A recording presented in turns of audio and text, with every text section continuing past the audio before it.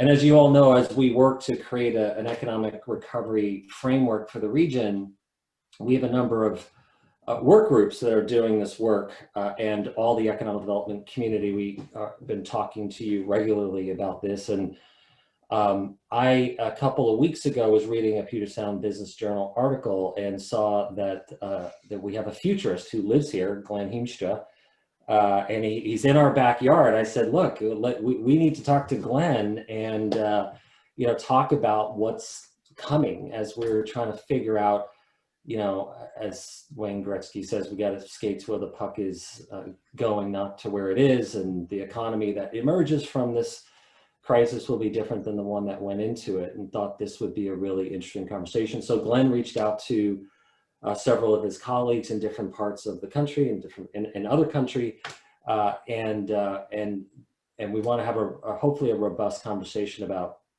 where they think this is all going. And a lot of this is to inspire you all as you're thinking about economic recovery in your jurisdictions, and as you are helping shape the regional economic recovery plan, to kind of maybe spur some new ideas, some new thinking, some new creativity.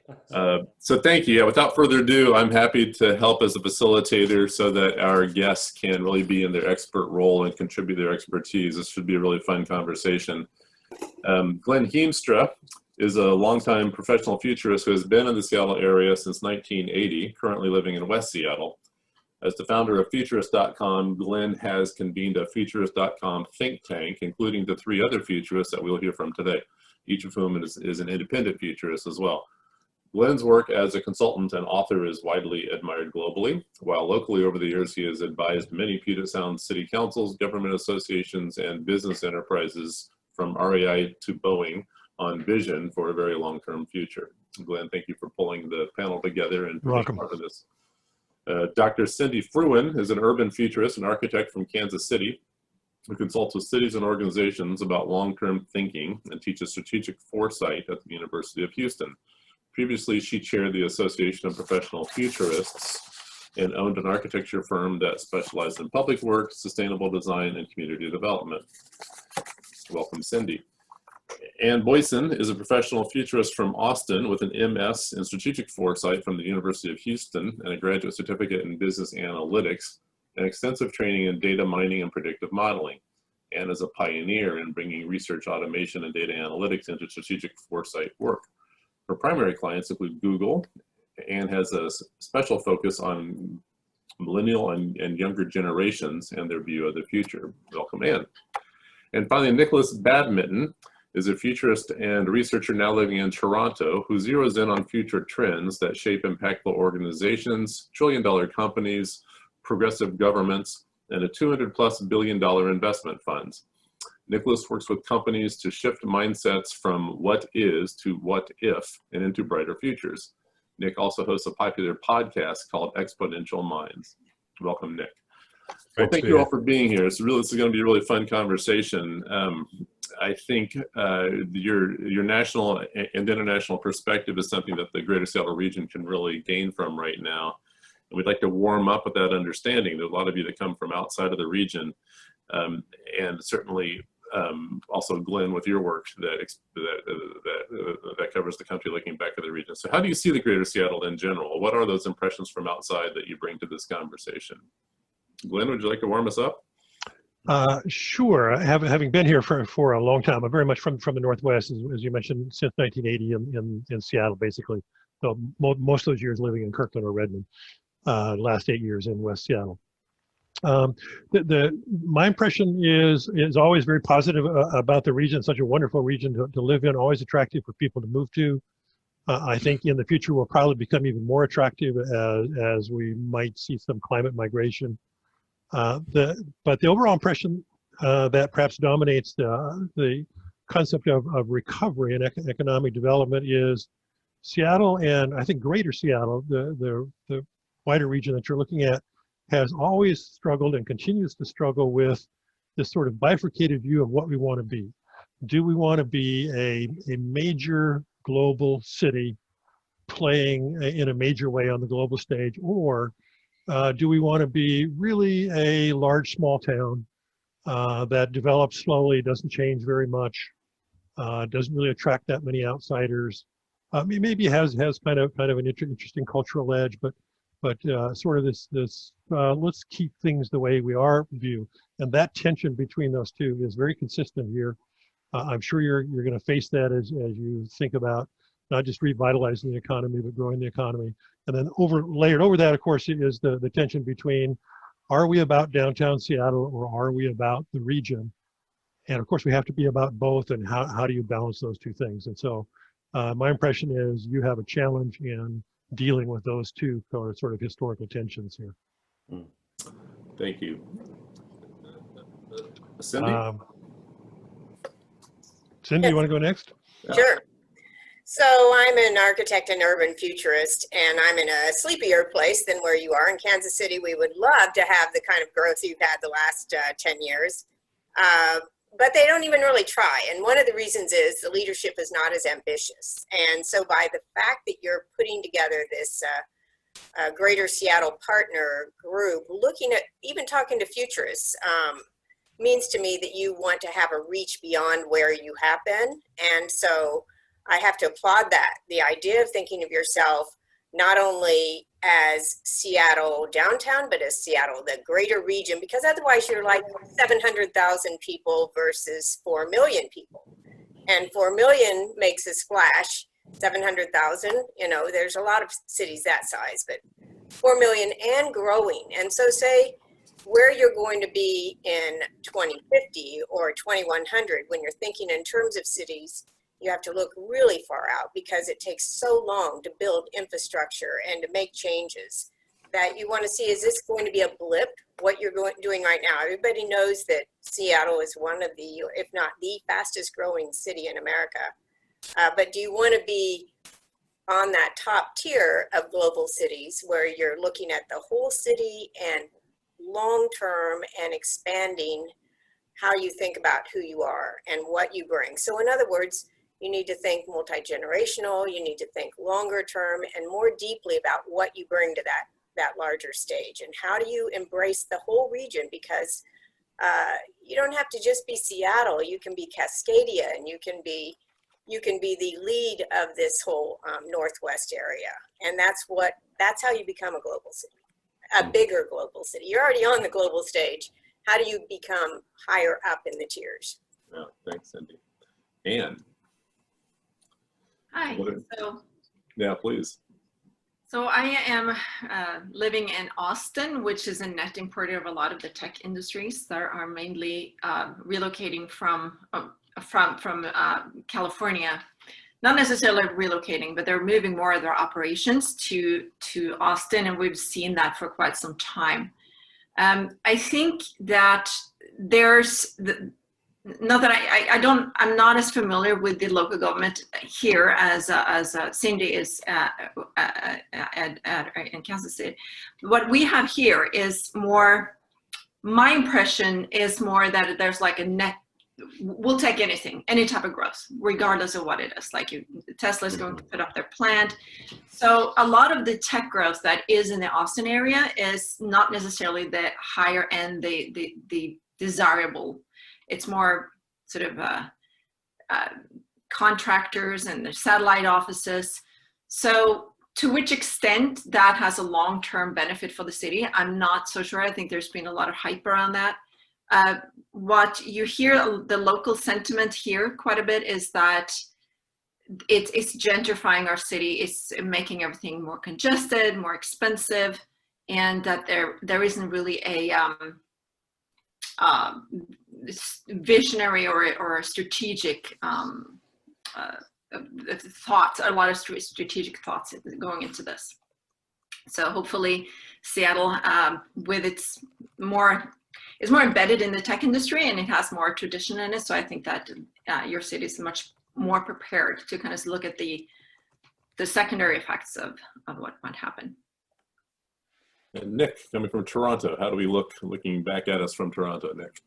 Yeah, so I moved to Toronto just 1 year ago from Vancouver, BC. So I used to spend a lot of time coming down to down to Seattle. Toronto is really interesting. I was one of the 80,000 people, my partner and I were some of the 80,000 people that moved to Toronto last year. We're the fastest growing city in North America, closely followed by Phoenix at 25,000 people a year, and Seattle somewhere down there in the ranks as well. I used to travel to Seattle a few years ago. I used to work with Microsoft. I worked for an ad agency in Vancouver, but I used to really embrace the Seattle food music. I was a roller derby referee, so go figure. If anyone used to go to Key Arena down there, you know, was it like that was like the biggest arena to go and see roller derby in North America. Like it used to blow the doors off down there.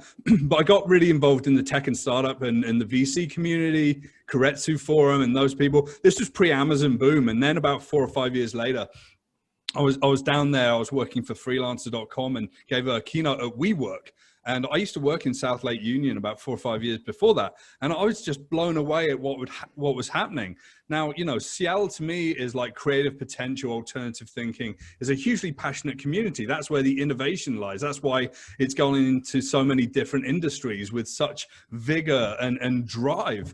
But I kind of feel, looking from the outside in these days that, and from chatting to a number of my friends that work in and around Seattle and Everett and the other areas, that Seattle's kind of lost its edge a little bit. This kind of happens when you got these cities where there's such a huge influx of employees for 3 or 4 very, very large companies. They're there to work and they forget about play. And I think that people are really wondering, why should I stick around in South Lake Union?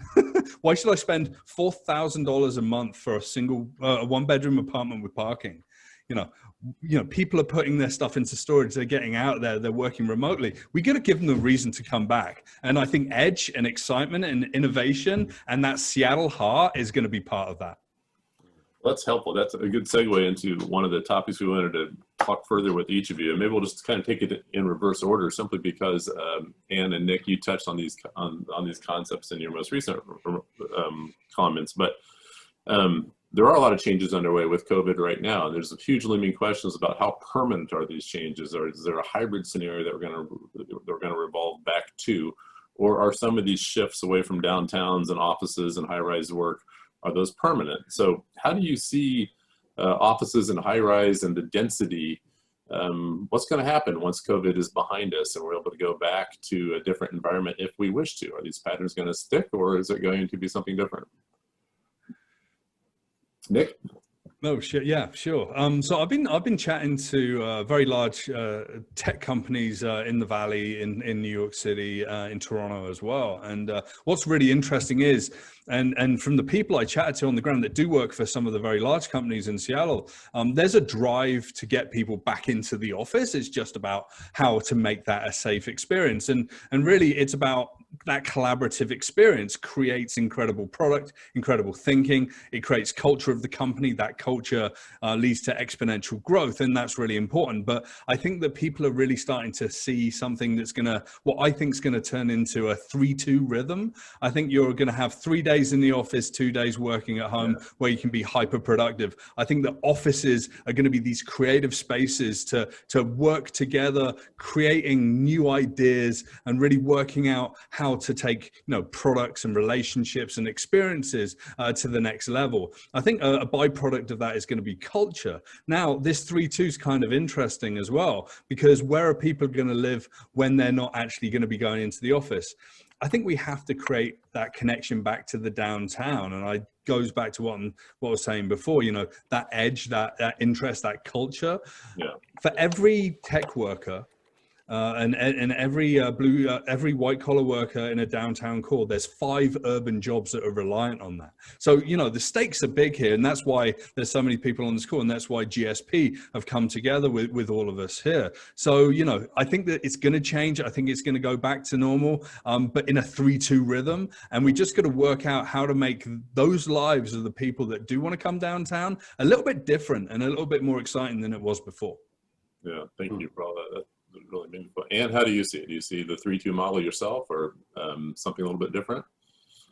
I really truly believe in a hybrid model myself. I think that there's been a lot of hyperbole around working from home and to which extent people are happy about doing that. So I think that there are both push and pull factors, especially in the tech industry. I work in the tech industry, and I've been working in Silicon Valley. I now work in Austin. And typically what I see is that these younger people, especially those who are not really established yet with families and other commitments, they live their lives in these campuses. It's not just work. I mean, they go there to eat, to exercise, to hang out with friends, to have happy hour Thursday, to go to, they live their lives through these, and it's almost becoming an identity. And, I think that these tech companies have been, very good at understanding human psychology when they built these campuses. So to keep those young tech workers, it's not as interesting for them to just sit at a little desk in their parents' basement or in a cramped room where when they have several new roommates with maybe colleagues or people they study with. So there's a great pull there. There's a push factor as well that I think sometimes is overlooked, is that there is a risk for some of these companies that have huge confidentiality, problems when if documents get out of hand. It's a little bit easier to control that in campus, on site, than it is if you allow your workers to work from quote unquote home, and then they sit at Starbucks, and then they have passerby that can see confidential information on the screen because they forgot to put on the privacy cover. So there's all these little technical issues like that. There's the hackability, all of these type of issues. So I definitely think that you will see a hybrid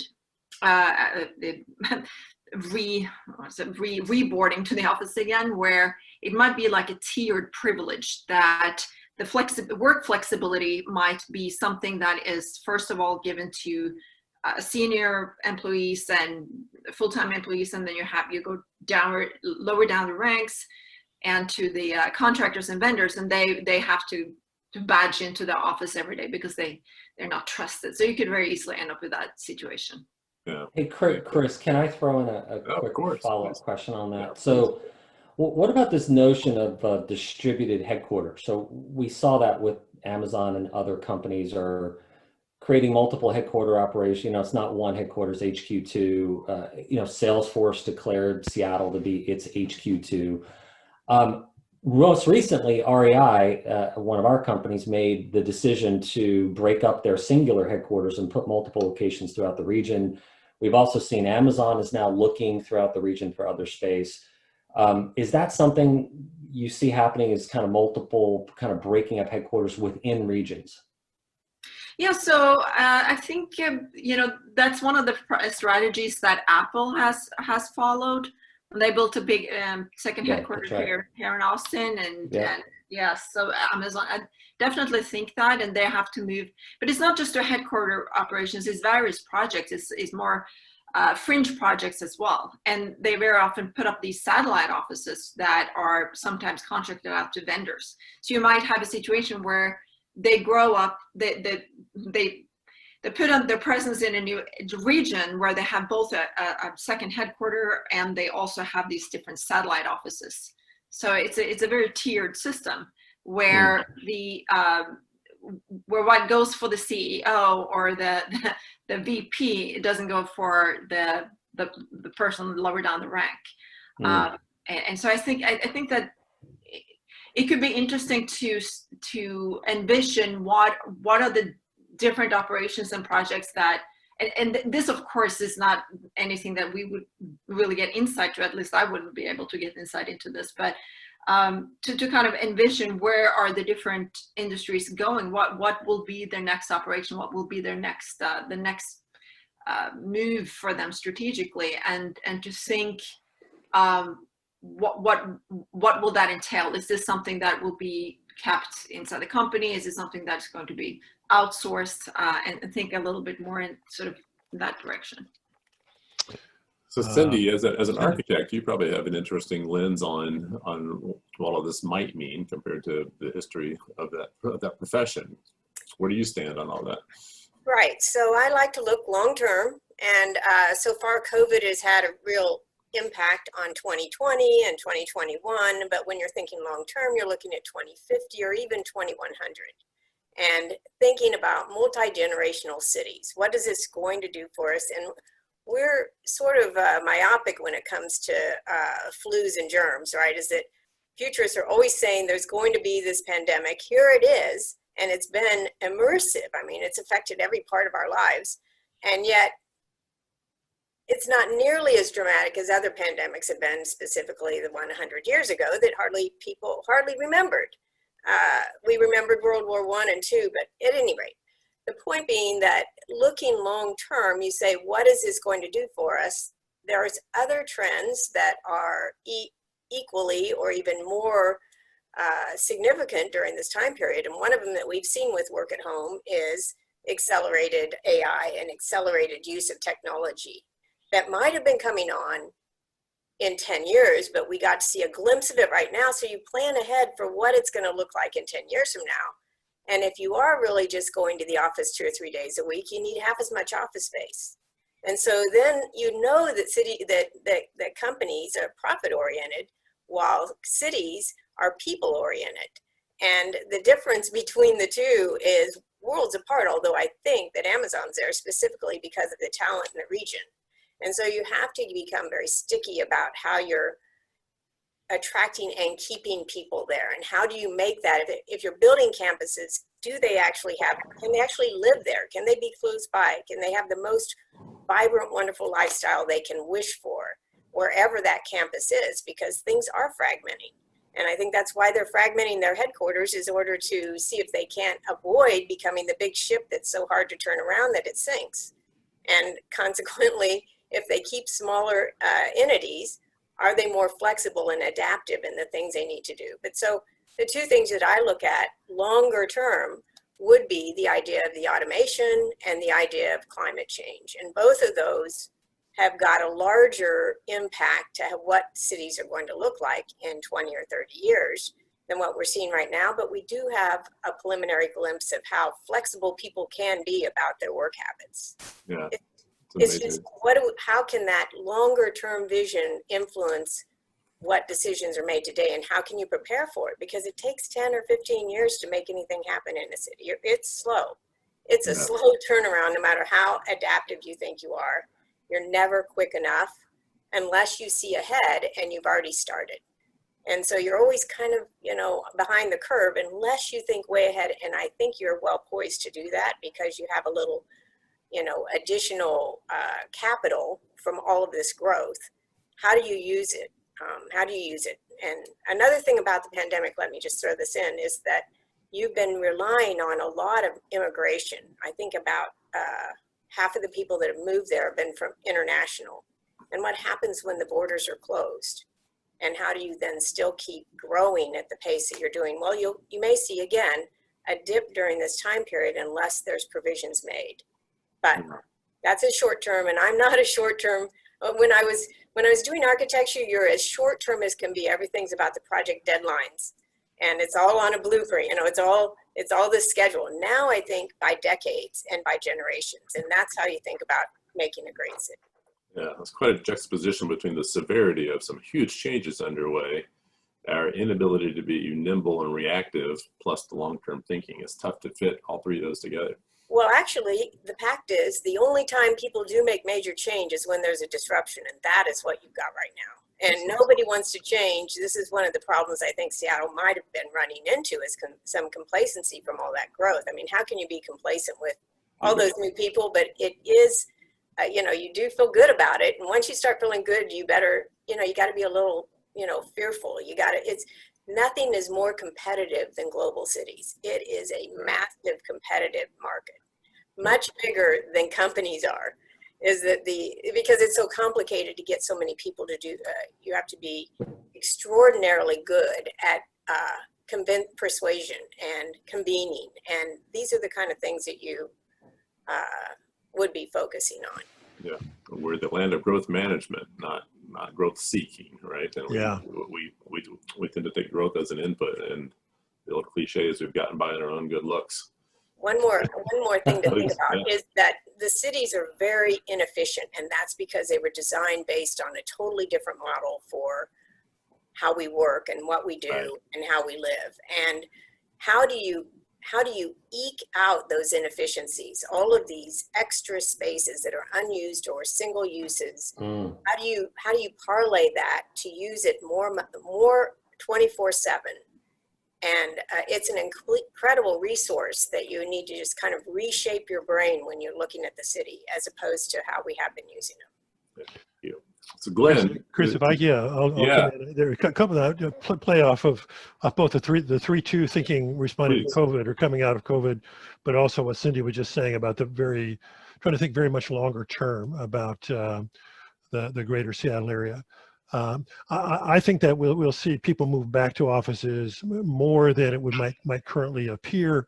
Although I do think that the hybrid idea will be attractive to lots of people, with the caveats that Ann tossed in, that it's not for everybody, and not every company will be able to do it, and so on. I noted the other day that I think Seattle is in the top 4 cities for the percentage of people who can work from home right now. It's almost 50%. And some will want to continue to do that, perhaps in that 3-2 model. Implications, and these are implications both short-term and long-term, but especially long-term. Number one, probably a need for less office space per economic activity, or per factor of economic growth than we've seen in the last 15 years. So then what happens? How do you kind of remix the use of that office space? Second implication is there is sort of an assumption. There's a lot of talk right now during COVID that, well, people want to move out of the downtown. They want to move to the edge now that they can work from home. And so we continue to see pressure. We were just out in Middle Fork and the Snoqualmie yesterday, and you see the housing developments around North Bend. And I just look at them and I think fire. As even despite the growth boundaries that we've had here in the greater Seattle area, we still have a lot of housing that's moved into the boundary of the forest wilderness. And if you jump out 10, 15, 20, 30 years, and we have that super dry summer and we get the big east wind, suddenly it's not Phoenix, Oregon that's burning up, it's North Bend that's burning up. So we might want to think about, in all of our communities, whether it's Everett, Tacoma, Bellevue, Kirkland, wherever, what can we do, COVID, no COVID, to make living in the central core more and more attractive and more affordable. And we talk about that, but it's a big challenge. But I think if you really think long term about this region, making the core cities, the urban villages, if you will, of the greater Seattle area, more attractive as places to live, not just places that attract businesses. That's going to be important. We've done a reasonably good job of that, but I think it needs to be emphasized even more. And then for core cities, particularly downtown Seattle, this might apply somewhat to downtown Tacoma. It's been historically true in Everett, if you think about it. We have a real challenge in the next 10 years or so in terms of what do you do with the ground floor of buildings in big cities. Major retail is probably not going to come back. We're not going to see another Macy's move in. And a high percentage of restaurants will not reemerge. Now, maybe there will be new entrepreneurs and new restaurateurs that will take up some of these spaces, but to think together about reinventing the first floor of virtually every building in downtown cores, I think is a real interesting project. I think it should be part of what you're thinking about, and it has very long-term implications in terms of what Cindy said about cities are places for living. How can you make a more livable city? What Nick said about getting more edgy again. What are the cultural things that we could put instead of a Macy's in the ground floor? Not just put more offices in the ground floor, but are there cultural things that we could have there, and so on. So rethinking the ground level of cities, I think, is a major opportunity that's coming out of COVID. It probably would have come anyway, but it's been accelerated greatly by COVID. So making our central urban villages as attractive as possible for living, and And then rethinking the ground floor, I think, is the biggest implication. I do think that office work will return at a higher level than we currently think. So well, the city of Seattle is doing their best to encourage moving into downtown Seattle, Glenn. Where we've let that bridge go down between West Seattle, where you live, and here to say, you know what, you need to live closer to downtown. Not on yeah, well, yeah. Let's do one more quick question, then we'll open it up to questions of the panelists. In particular for Nick and Cindy and Ann, what's happening in the cities where you reside that you think is inspiring with what the recovery might bring? Nick, you want to start? Yeah, sure. I mean, the big question all my friends ask me is, why do you want to move to Toronto from Vancouver? Vancouver's so amazing. It's great. But Vancouver basically lacked the energy and diversity I craved. I used to live and work in London in the UK, and everything was interconnected. It was there was lots of different areas, lots of different communities, lots of different food, and that culture was a part of the fabric, and Vancouver no longer felt like that. Toronto, however, community is strong, and there's a multicultural element to that. I was just looking in the comments, and Alejandra Tres, and excuse me if I pronounce your name incorrectly, was saying, how do we integrate multiple cultures and background? How do we create equity? And, that's kind of why I love being in Toronto. When the Raptors won the NBA Finals last year, 2 million people hit the streets. That's kind of what Toronto is, and that's kind of what I feel the entire greater Seattle region is kind of lacking, that sort of togetherness in a way. The thing is, what's really interesting, if you look at Toronto, there's no real dominant employers here. So the workforce is distributed, and people have to go, there's no huge campuses where we can go and have, that happy hour Thursday and all of our food paid for and massages at Friday at 3 p.m., right? But there's a real resiliency, flexibility. The sense of community here is absolutely incredible. And that's why this city is just growing exponentially year on year. So, but what's really interesting is that Toronto's got pockets, right? So I live in a pocket called Junction Triangle. There's commissaries, there's restaurants, there's lots of construction. There's a Museum of Contemporary Art. It smells like chocolate because there's a Nestle factory here. It's not a bad thing, right? But the idea of pockets can be lent to the idea of Capitol Hill and Belltown, and the idea of downtown even. What's the identity of that downtown, and how does it relate to the other identities in Seattle? And how do you create some conjoined view of the world that everyone says, I'm a Cascadian even, right? To go bold, to think bigger. How do you create that? And I've got a few ideas, but I'll let the others speak on this particular point. Thanks. Ann, you want to help out what's going on in Austin in particular for recovery? Yes, if it's possible to put up an example of what not to follow, and that is not so much Austin itself. It has more to do with the fact that Austin is placed in Texas. Not to rag too much on Texas, but Texas is not being very proactive in combating the virus. So even if people in Austin have been fairly disciplined and practicing social distancing and wearing their masks and not hanging out. Well, I'll say that this is truth with modification, because there's a lot of young people here and they like to hang out. This is a live capital. They say it's the live capital of the world, right? It's very difficult to break that spirit. But the price of this, the cost of kind of getting the pandemic or the big spike late, but at a point where we didn't, too early for us to really take precautions. I think the price of that has been tremendous in terms of business closure, because this is a city that really prides itself on local business, small local business. And this trend had already started. And Austin, I think this is the other part of the story with Austin trying to attract as much commerce as possible, is that it's cannibalizing its local culture a little bit, because we've already seen that a lot of the local flavor, the keep Austin weird flavor kind of dissipate.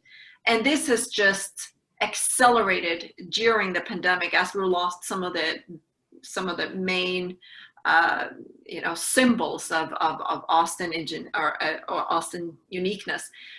And so I would say definitely do not follow Texas. Well, maybe you can follow Austin, but not Texas, because You know, we can't exactly put up walls around Austin to prevent people from coming in.